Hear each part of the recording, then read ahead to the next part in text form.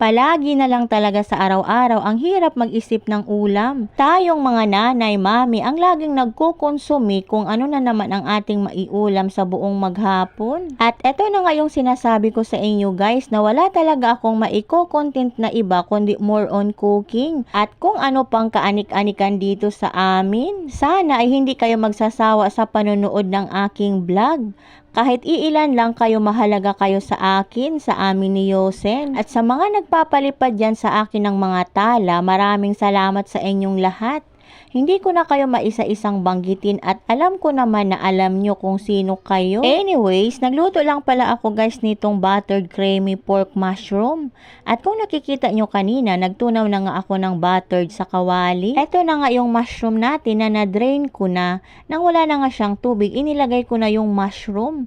Isinunod ko na din paglagay yung gatas na iba. Kunting halo-halo lang. Hayaan lang muna natin habang kumukulo at para lumambot din yung karne. Baka magtaka kayo pero nilagyan ko na yan ng panimpla. Kasama na doon ang pamenta. Naglagay din pala ako ng kunting toyo. Yun lang ang magiging pang-alat natin. Huwag na tayo gumamit ng asin. Sa puntong ito, medyo pa konti na lang yung sabaw. Kunting tiis na lang at makakain na tayo. First time ko rin magluto ng ganito guys. Kaya excited din akong matikman. At eto na nga, umuusok pa sa inyong harapan. Halik kayo at atin ang titikman.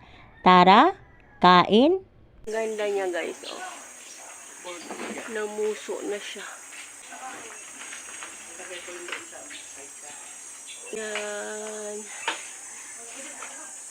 Namuso na yung saging. May maani na naman tayo nito guys. Ang hangin ngayon, may bagyo yata. At itong saging dito sa amin nilalagyan ng tukod. Parang matutumba siya sa lakas ng hangin. Kawawa yung bunga.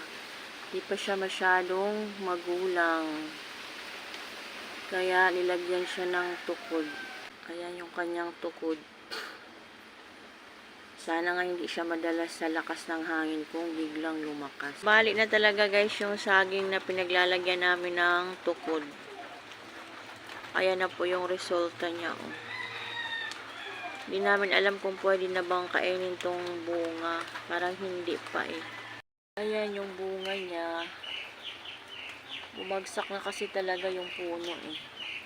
Nalakihan siya doon sa kanyang bunga. Hindi niya na kinaya.